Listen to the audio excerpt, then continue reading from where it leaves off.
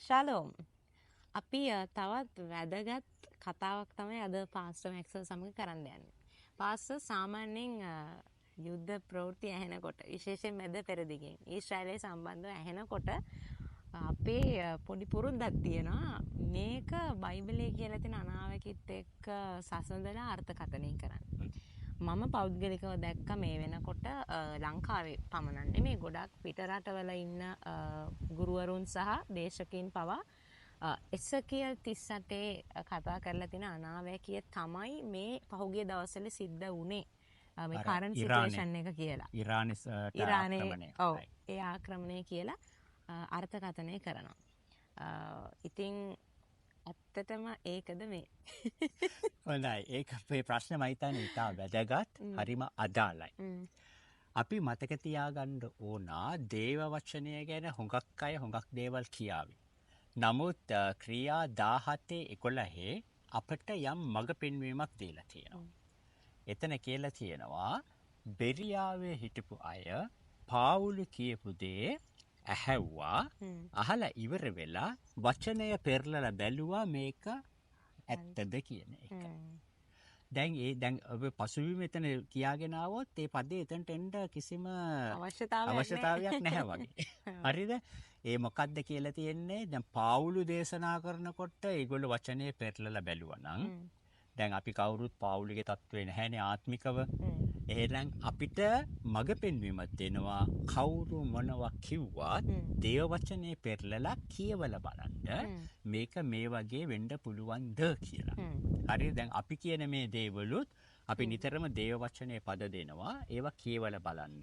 ඒට උඩින් තියෙන පද යටින් තියෙන පද පසුබිම් මොකද්ද කියලා කියලා බලන්න.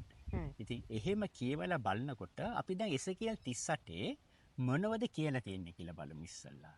38:3 වගේ ඉඳලා කියවන්න. ස්වාමී වූ දෙවියන් වහන්සේ මෙසේ කියනසේකයි කියන්න බලව. රොෂ්හීද මෙෂෙක්හීද තුබල්හීද අධිපතියා වන ගොග් මම නුඹට විරුද්ධ එමි. මම නුඹ පස්සට හරවා නුඹේ හකුවල කොකු දමා නුඹ සහ නුඹේ මුළු සේනාව අසුන්ද අසරුවන්ද ඇතුව පිටතට ගෙන යන්නෙමි. දැන් මෙතන බලන්න දැන් මෙතන කියනවා ගොග් සහ මැගොග් මෙෂෙෂ් දැන් මේ ඉරානයට මේ එක වචනයක්වත් අදාළ නැහැ. හරිද? සාමාන්‍ය පිළිගැනීම තමයි ඒ ඇවිල්ලා රුසියාව පිළිබඳව කියන එක. සුළුතරයක් කියනවා නෑ මේ ඇවිල්ලා තුර්කිය පිළිබඳව කියනවා. ඉතින් රුසියාව ගෑවුනෙත් නෑ. තුර්කිය ගෑවුනෙත් නෑ. පිටින් ඉඳන් වචනෙන් සපෝට් එකක් දුන්න ඇරෙන්න. ඒ වගේම කියනවා අසරුවෝ කියලා. හරි? ඔව්. දැන් අස්සුව පැත්තක තියලා අඩු ගානේ ටැංක් එකක්වත් ආවද පිටරට ඊශ්‍රායලයට ගහන්න? එහෙම නැත්නම් පාබල හමුදාවක්වත් ආවද? නැහැනේ.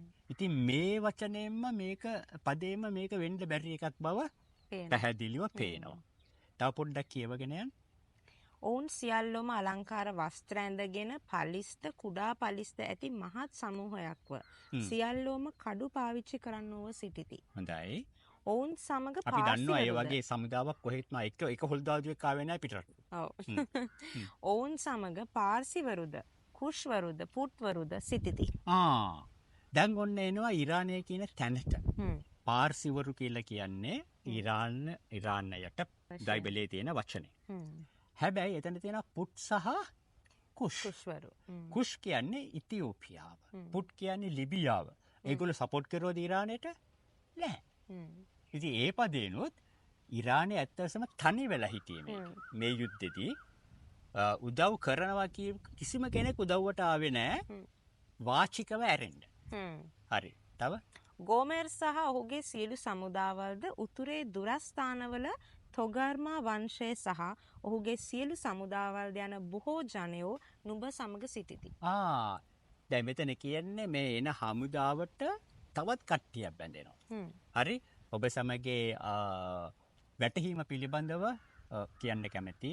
ඔය ගොග් සහ මැගොග් කියන්නේ රුසියාවේ ඉඳලා එන කට්ටිය.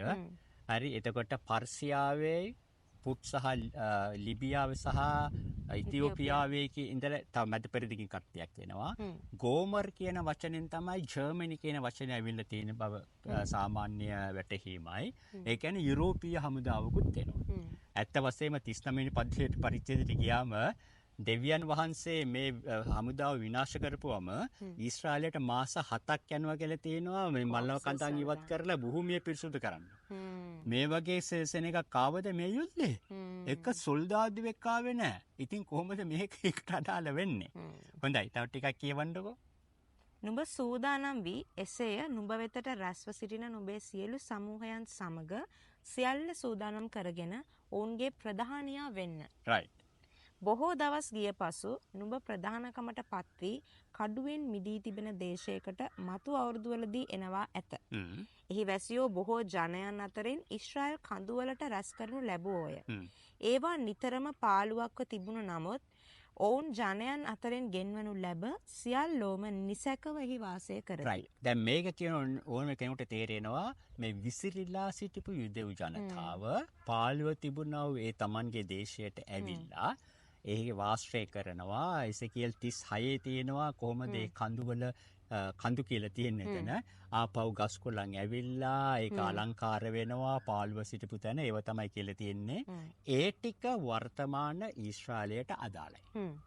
right. ඊට පස්සේ ඊට වැදගත් කරුණක් කියවෙනවා.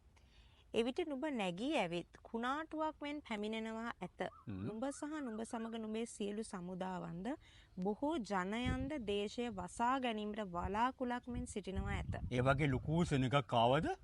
නෑ. හරි. මෙතන දේශය වසා ගන්න වලාකුලක් වගේ හමුදාවක් එනවා කියලා තියෙනවා. එහෙම කිසිම කෙනෙක් ආවේ නැහැ. හොඳයි. ඊට පස්සේ ඊශ්‍රායල ගැන ඊට අනර්ග දෙයක් කියනවා. ස්වාමී වූ දෙවියන් වහන්සේ මෙසේ කියනසේක. ඒ කාලෙහි නුඹේ සිතට කාරණා 15 නුඹ නපුරු යෝජනාවක් කරගෙන කතා කොට මම පවුරු රහිත ගම්මැති දේශයකට විරුද්ධව නැගී ගොස් නිශ්චලකමින් සිට නිසැකව වාසය කරන අය ළඟට පැමිණෙන්නෙමි. ඔවුන් සියල්ලෝම පවුරු නැතුව වාසය කරති. ඔවුන්ට අගුල්ද දොරවල්ද නැතයි කියනවා ඇත. හොඳයි මේ පදේ මොනවද කියන්නේ? මෙතන කියලා තියෙනවා ඊශ්‍රායල් සෙනඟ නිසැකව. හරි සමාදානය. කිසිම ආරක්ෂක පියවරක් ගන්න ආරක්ෂක විධිවිධාන නැතිව. ඒගොල්ලෝ සුවසේ ඉන්න පින්තූරයක් තියෙනවා. අද ඊශ්‍රායලය ගැන ඔබට ඒක කියන්න පුළුවන්. හරි නිසැකවද මොසාඩ් එක ඉරානෙ ගිහිල්ලා ඒ සෙනඟ අතරෙත් ඉන්නවා කියලා. හරිද? එතකොට ඒගොල්ලන්ට අයන් ඩෝම් තියෙනවා, ඩේවිඩ් ස්ලිං තියෙනවා, ඇරෝ 8 තියෙනවා, දැන් ලේසස් හදලා තියෙනවලු මේ ළඟදී තව එකක් එවල තිබුණා. හරිද? මේ කුණාට් මොනවාද විදුලි ගහනවා කියන අර්ථය ඇතුව ඒ වගේ බොහෝ ආරක්ෂක ක්‍රමවේදයන් තියෙනවා. හරිද? ඉතින් මෙතන දොරගුළු නැතුව ඒව මුකුත් නැතුව ආරක්ෂක දේවල් නැතුව ඉන්න කියන එක අදාළ වන්නේත් නෑ. නිසැකව නිසංසලේ ඉන්නවා කියන එක කොහෙත් නැහැ. හරිද? ඉතින් ඕක හොඳට පේනවා. තව පොඩ්ඩක් කියවන්න.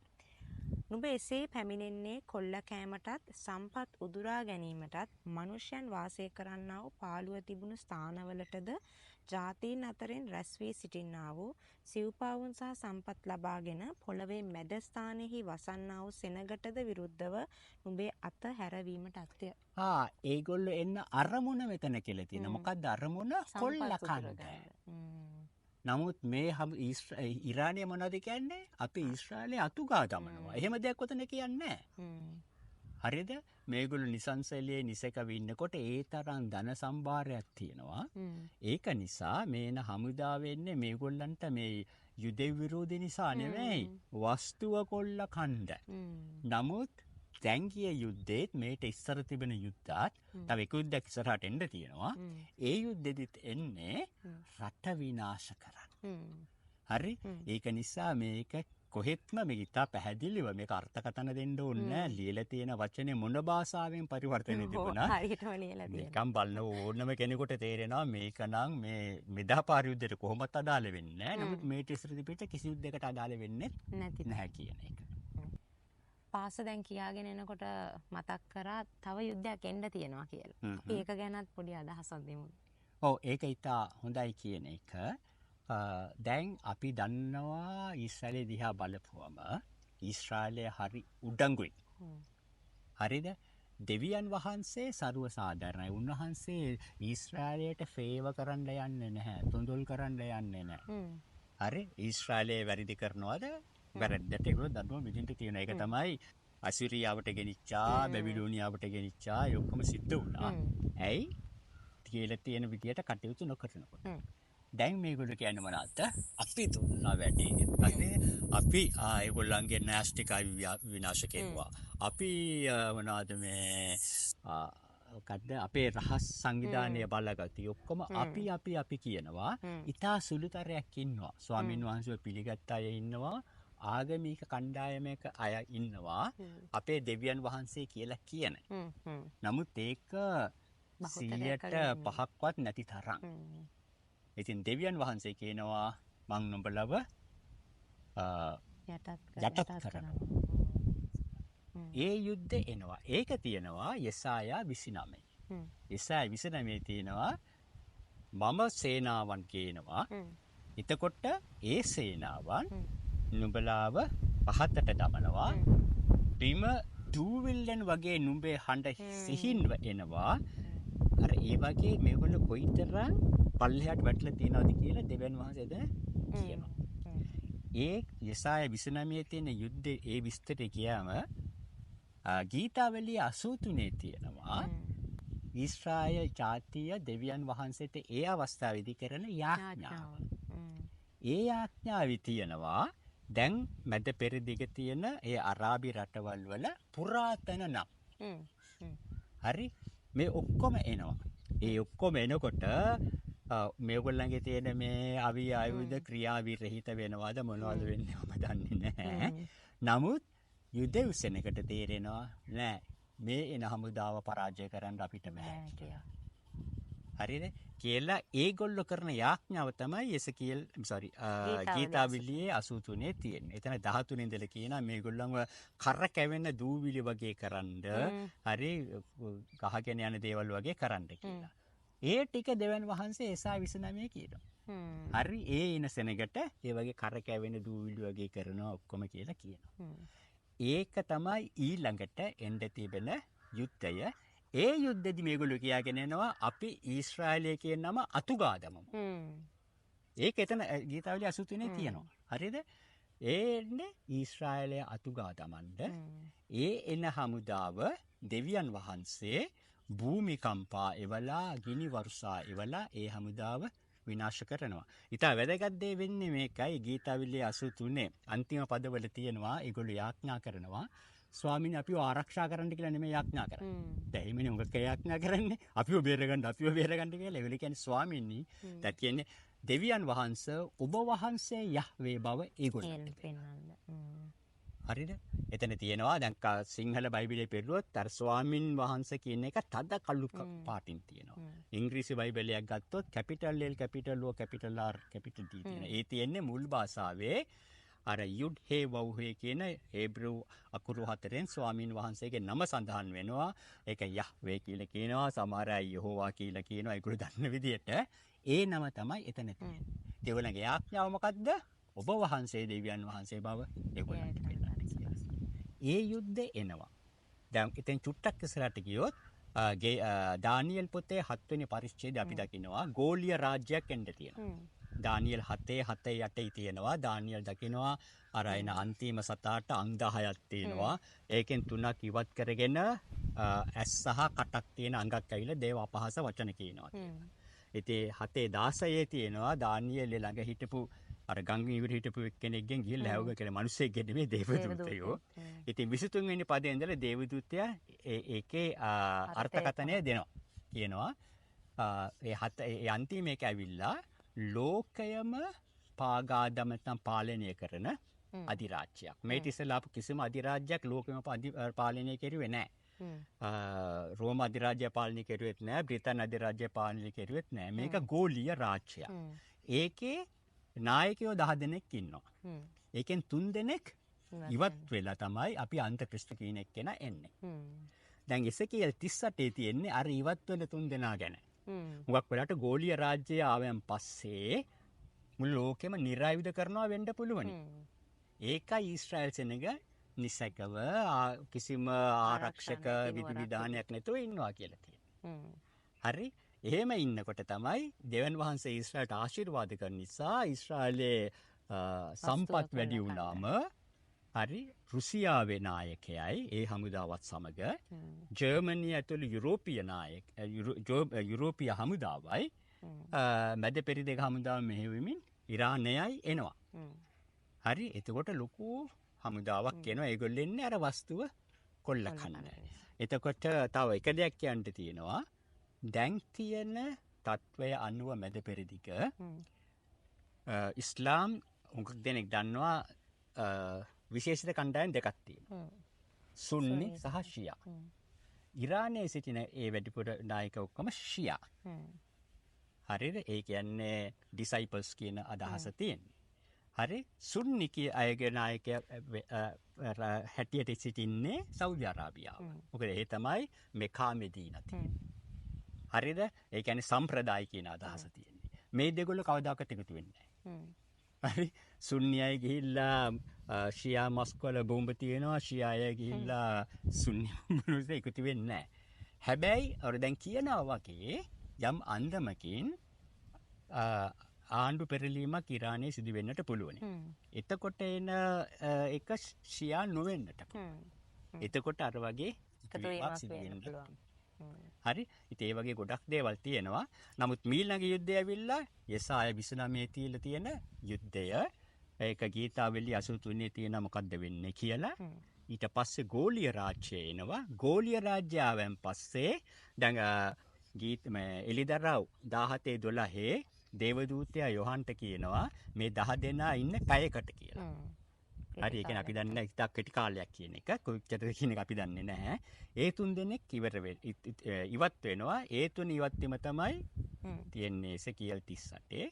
ඊට පස්සේ අර දානියෙල් 9:27 කියලා තියෙන අවුරුදු 7 සාම ගිවිසුම එනවා.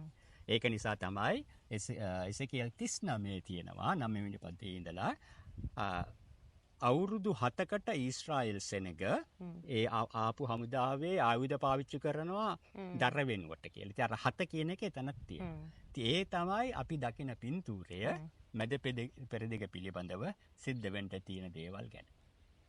බොහෝ කරුණු මේ උත්තරය ඇතුලේ තිබ්බා කියලා ඔබට පැහැදිලි ඇති. නැවත වාරයක් මේ වීඩියෝ එක හිමින් ඔබ බලන්න.